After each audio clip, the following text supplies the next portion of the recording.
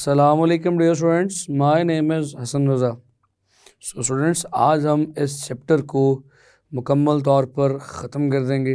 तमाम concepts, exercise, MCQs, review question, conceptual question plus numerical problems. Each and everything will be discussed, will be completed in this lecture. तो students, आज के इस lecture में हमने further जो बाकी बचते हैं न्यूमेरिकल्स उन्हें डिस्कस करना है और मुझे बहुत उम्मीद है कि आप मेरे साथ साथ इन तमाम प्रॉब्लम्स का सलूशन कर रहे हैं और अपने हैंडमेड नोट्स बना रहे हैं। तो चलिए स्टूडेंट्स, फर्दर न्यूमेरिकल्स को डिस्कस करने के लिए वाइट बोर्ड की तरफ चलिए स्टूडेंट्स, पहले न्यूमेरिकल की तरफ आज के लेक्चर के। ये पहला न्यूमेरिकल तो आज के लेक्चर का है, लेकिन न्यूमेरिकल वैसे 10.8 है आपकी बुक का। स्टूडेंट्स, न्यूमेरिकल की स्टेटमेंट पढ़ता हूँ। अब आपको चीज़ें काफ़ी हद तक समझ आ चुकी हुई हैं कि कैसे न्यूमेरिकल की स्टेटमेंट को पढ़ना है, उसमें से गिवन अपना पिक करना है, रिक्वायर्ड पिक करना है और फार्मूला अप्लाई करके सोल्यूशन की तरफ बढ़ना है। तो स्टूडेंट्स, हमारे पास क्या चीज़ें गिवन है? A water wave in a shallow dish are 6 centimetre long. तो यहाँ पर आपको वेवलेंथ गिवन है। At one point the water moves up and down. किसी खास पॉइंट पर जो पानी का ऊपर और नीचे का यानी क्रस्ट और ट्रफ का फॉर्मेशन है is at the rate of 4.8 oscillations पर सेकेंड। यानी कितनी वाइब्रेशंस एक सेकंड में कंप्लीट हो रही हैं? 4.8 ऑसिलेशंस स्टूडेंट्स। तो ये आपको फ्रीक्वेंसी गिवन है 4.8 की। तो यहाँ पर आपको दर हकीकत वेवलेंथ और फ्रीक्वेंसी गिवन है। चलिए इसी बात को फिर गिवन में क्यों ना लिख दें। सबसे पहले हम गिवन की हेडिंग देंगे गिवन, और हमें क्या चीज़ें दी गई हैं स्टूडेंट्स? सबसे पहले लैम्डा की वैल्यू, वेवलेंथ की वैल्यू 6.0 सेंटीमीटर्स। तो इसे फ़ौरन से मीटर्स में कन्वर्ट कर लेंगे। हम जानते हैं सेंटीमीटर्स को मीटर्स में कन्वर्ट करने का राज। क्या राज है? 100 पे डिवाइड करेंगे, 6 डिवाइडेड बाय 100, तो इट विल बिकम 0.06 मीटर्स। तो स्टूडेंट्स, अब हम इसे मीटर्स में कन्वर्ट कर चुके हैं। चलिए वेवलेंथ के बाद अगली बात पर, up and down at the rate of 4.8 oscillations पर सेकेंड। तो स्टूडेंट्स, ये फ्रीक्वेंसी गिवन है। ये क्या है? 4.8 हर्ट्ज। तो आपको फ्रीक्वेंसी भी गिवन है और वेवलेंथ भी गिवन है, और आपसे पूछा क्या क्या जा रहा है। चलिए फाइंड आउट करते हैं। स्टूडेंट्स, रिक्वायर्ड है हमारे पास एक, what is the speed of wave. आपको स्पीड यानी v कैलकुलेट करना है, और दूसरी चीज what is the period of water waves यानी टाइम पीरियड भी कैलकुलेट करना है। ये दोनों चीज़ें आपने फाइंड आउट करनी है। तो स्टूडेंट्स, वेलोसिटी तो बहुत सिंपल वाले फॉर्मूले से कैलकुलेट हो सकती है। हम जल्दी से सोल्यूशन की हेडिंग दे देते हैं। सोल्यूशन की हेडिंग देंगे तो फार्मूला क्या लिखेंगे? v is equals to F lambda. तो स्टूडेंट्स, वैल्यूज पुट कीजिए। f की वैल्यू 4.8 और लेमडा की वैल्यू 0.06। ज़रा कैलकुलेटर पर 4.8 को 0.06 से मल्टीप्लाई कीजिए। देखिए क्या आएगा स्टूडेंट्स? द वैल्यू है 0.288।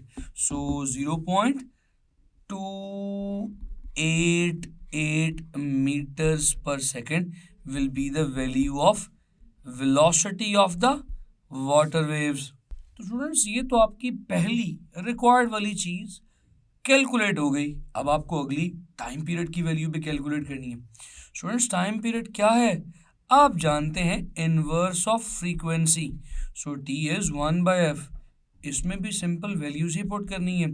फ्रीक्वेंसी की वैल्यू 4.8 गिवन है। तो स्टूडेंट्स, अपने कैलकुलेटर्स पर 1/4.8 लिखें। क्या आप जानते हैं वैल्यू क्या आएगी? 0.20 सेकेंड्स, अप्रॉक्सीमेटली 0.21 भी कह सकते हैं। तो स्टूडेंट्स, ये हमारे टाइम पीरियड की वैल्यू भी आ गई। तो ये आपका 10.8 न्यूमेरिकल सॉल्व हो चुका है।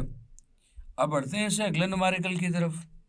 तो स्टूडेंट्स, अब ये रहा आपके सामने इस चैप्टर का सेकंड लास्ट न्यूमेरिकल प्रॉब्लम, यानी 10.9। मैं स्टेटमेंट पढ़ता हूँ। At one end of ripple tank 80 centimetre across. यानी स्टूडेंट्स पहले इस पॉइंट को ज़रा समझते हैं। सिचुएशन कुछ ऐसे है कि हमारा जो रिपल टैंक है ये बड़ा सा रिपल टैंक है। स्टूडेंट्स कितना बड़ा रिपल टैंक है, बहुत बड़ा। इसकी जो लेंथ है वो तकरीबन 80 सेंटीमीटर है। अब 5 हर्ट्ज वाइब्रेटर प्रोड्यूस, एक तरफ जो वाइब्रेटर लगा हुआ है उसकी फ्रीक्वेंसी भी गिवन है। तो स्टूडेंट्स एक तो हमें length of ripple tank given है, दूसरा फ्रीक्वेंसी ऑफ वाइब्रेटर गिवन है। Produces waves whose wavelength is 40 millimetre. तो आपको इस रिपल टैंक में पैदा होने वाली वेव्स की वेवलेंथ भी दे दी गई है। ये देखिए ये वेव्स पैदा हो रही हैं। लेट्स से एक वेव की वेवलेंथ आपको 40 मिलीमीटर दे दी गई है। Find the time the wave need to cross the tank, यानी कि इस पॉइंट ए से शुरू होकर पॉइंट बी तक जाते जाते वेव्स को आखिर कितना वक्त लगेगा। तो स्टूडेंट्स आपको लेंथ या फासला दे दिया गया और वेवलेंथ भी दे दी गई है, साथ ही साथ फ्रीक्वेंसी भी गिवन है। अगर आप वेलोसिटी को कैलकुलेट कर लें तो वेलोसिटी भी है, डिस्टेंस भी है, टाइम खुद ब खुद निकल आएगा। चलिए इसी बात को अप्लाई करके देखते हैं। अपना गिवन लिखते हैं, लेकिन गिवन की हेडिंग आप ऐसे ही बड़ी देंगे। ये आ गई हमारे गिवन की हेडिंग। स्टूडेंट्स गिवन में हम क्या लिखेंगे? At one end of the ripple tank 80 centimetre across.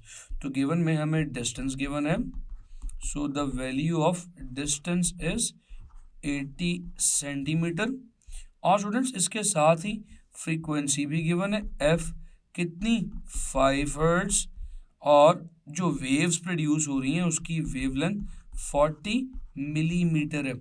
Students ज़रा यहाँ पर रुककर पहले इस मिलीमीटर को मीटर में कन्वर्ट कर लें। तो अब हम मिलीमीटर को मीटर में कन्वर्ट करने लगे।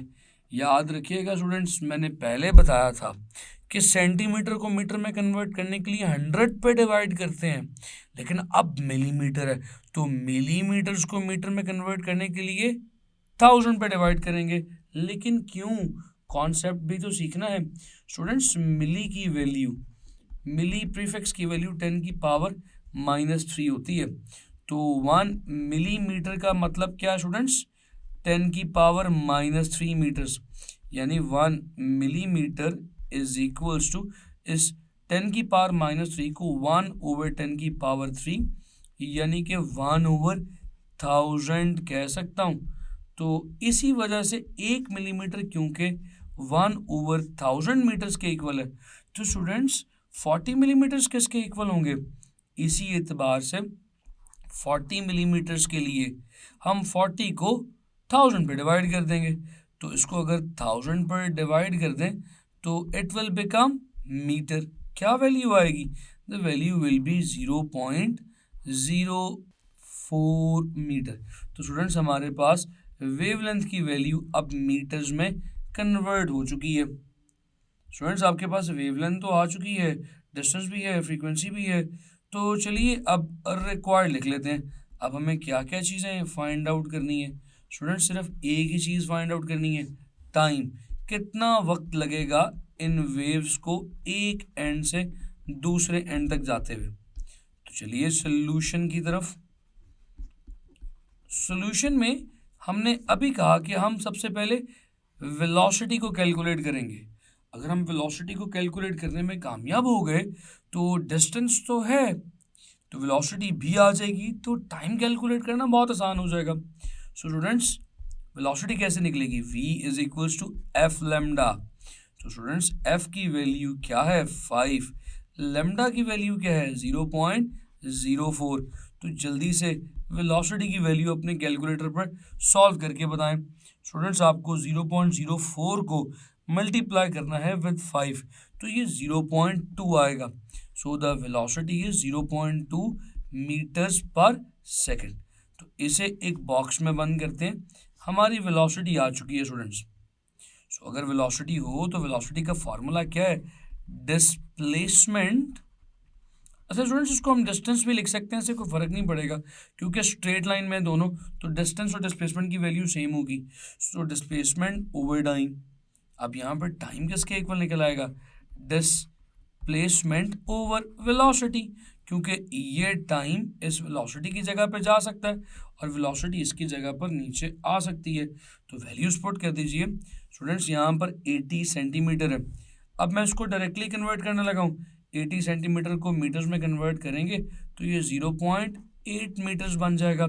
यहाँ पे वैल्यूज पुट करते हैं, वैल्यू पुट करेंगे 0.8 डिवाइडेड बाय 0.2। स्टूडेंट्स कैंसिल होके वैल्यूज क्या आ जाएंगी, 4 सेकेंड्स।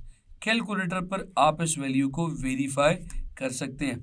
मैं उम्मीद करता हूँ कि ये न्यूमेरिकल प्रॉब्लम भी आपको समझ आया होगा। स्टूडेंट्स नाउ ये रहा आपके फर्स्ट चैप्टर का लास्ट न्यूमेरिकल प्रॉब्लम।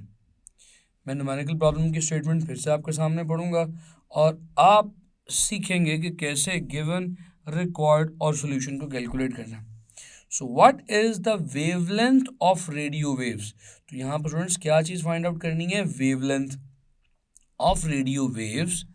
वेवलेंथ किसकी, रेडियो वेव्स की, ट्रांसमिटेड बाय एफएम स्टेशन। कोई एफएम स्टेशन है, कोई रेडियो स्टेशन है जो वेव्स एमिट कर रहा है, लेकिन स्टूडेंट्स कितनी फ्रीक्वेंसी पे वेव्स एमिट कर रहा है, at the frequency of 90 megahertz. So ये जो चीज़ है MHz, इसे मेगा कहते हैं, मेगाहर्ट्ज। मेगा एक प्रीफिक्स है जिसका जिक्र आपने क्लास 9th में यकीनन किया होगा।